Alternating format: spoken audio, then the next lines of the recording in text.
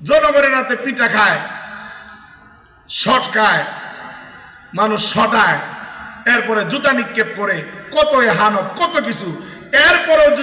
এরপরেও তামান্না করে, আরেকবার যদি সুযোগ পাই, আগে তো মাত্র এত কোটি টাকা, আরেকবার পাইলে দেশটাই পরে বিক্রি করে দিন।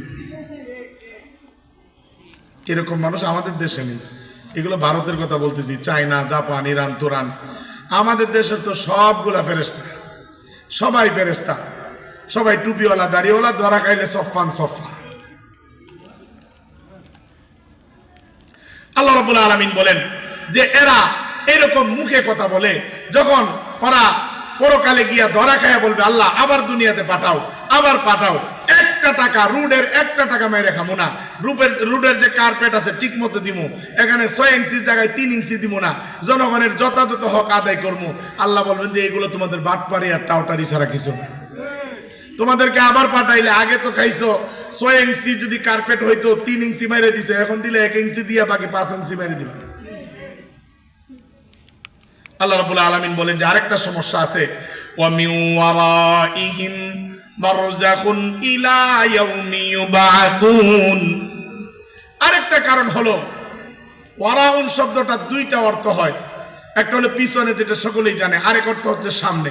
আল্লাহ রাব্বুল আলামিন বলেন বান্দা তোমাদের সামনে যে আলমে বরজখ, আলমে বরজখে যদি কেউ প্রবেশ করে, তাহলে হাসরের ময়দান ছাড়া এই জগৎ থেকে বের হওয়ার অন্য কোনো সুযোগ। দুনিয়াতে রাজনীতি মামলায় যদি গ্রেফতার হন, ফাঁসির আসামিও ক্ষমতার রদ বদলে দেখা যায় বেকসুর খালাস হয়, এরকম ঘটনা আছে না নাই? দুনিয়ার অনেক মারপেস মানুষ খালাস হয়ে যায়, অপরাধীও খালাস হয়, আবার নিরপরাধ মানুষ জেলে ঢুকে। আল্লাহ রাব্বুল আলামিন বলেন কবরের জগতে যদি কেউ ঢুকো, বাহির হওয়ার আর কোনো সুযোগ। আল্লাহ দৃষ্টান্ত রাখছেন। আপনি কল্পনা করেন, আপনার বাবা কবরে চলে গেছে, আপনার দাদা কবরে চলে গেছে, আপনার পরদাদা 14 গোষ্ঠী, আমার 14 গোষ্ঠী কবরে চলে গেছে, আমার পূর্বে 100 পুরুষ কবরে চলে গেছে। কই কোনদিন তো একটা পুরুষ ফিরে আইলো না। কত ক্ষমতাধর, কত ক্ষমতাধর।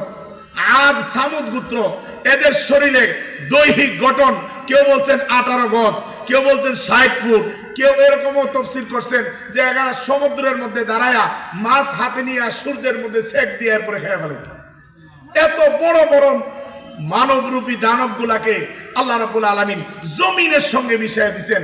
কাযযাবাত সামুদু ওয়া আদুম বিল কারিয়া, এদেরকে জমিনের সাথে মিশিয়ে দিয়েছেন। আপনি আমি কি?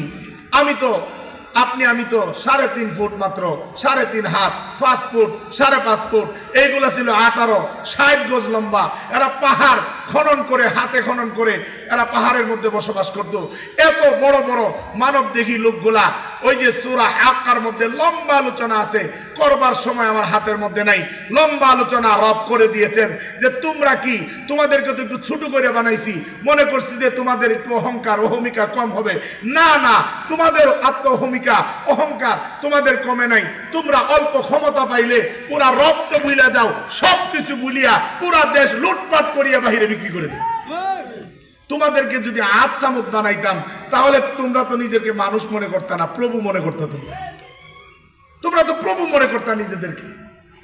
আল্লাহ রাব্বুল আলামিন জায়গায় জায়গায়